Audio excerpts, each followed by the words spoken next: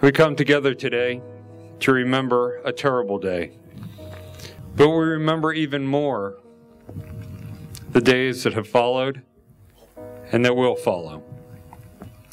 It has been 10 years since September 11.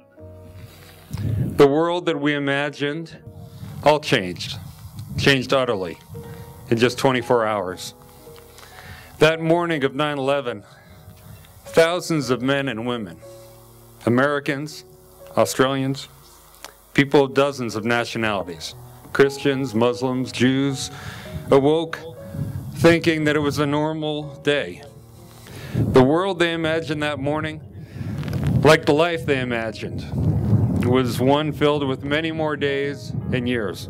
You know, we don't often refer to these things as freedom of religion or freedom of speech, freedom of association or equality or liberty.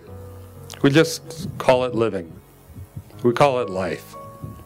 People from over 90 nations were killed because they chose to live in a land that celebrated these values. Faced suddenly with a world that we'd never imagined, the stark question for each of us to answer was this: what do we do now? Each day since that terrible day offers each of us the chance to do good things that help others. In the face of the question of September 12th, the question of what do we do now, there's no answer other than we will be better. The terrorists wanted us to respond in terror, to be afraid to live as we had and to believe as we did. But in the 10 years that have followed, we have done just the opposite. And we came together each year on this day to remember those who were lost and to rededicate ourselves to their memory. Thank you to every person who came here tonight. Your presence honors those who perished and those who have survived and who have served. But your presence is more than that. It is a statement of who we are. Those who perpetrated this crime hope to destroy us where we are strong.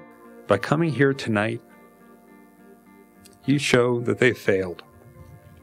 We aren't deterred. We aren't terrorized and distrustful.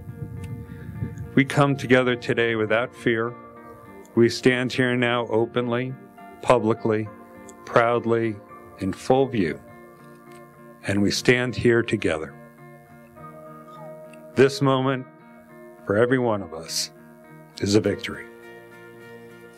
So as we return home to our houses tonight for dinner, let's try to remember this feeling of common purpose and work together to pass on all that's precious to us.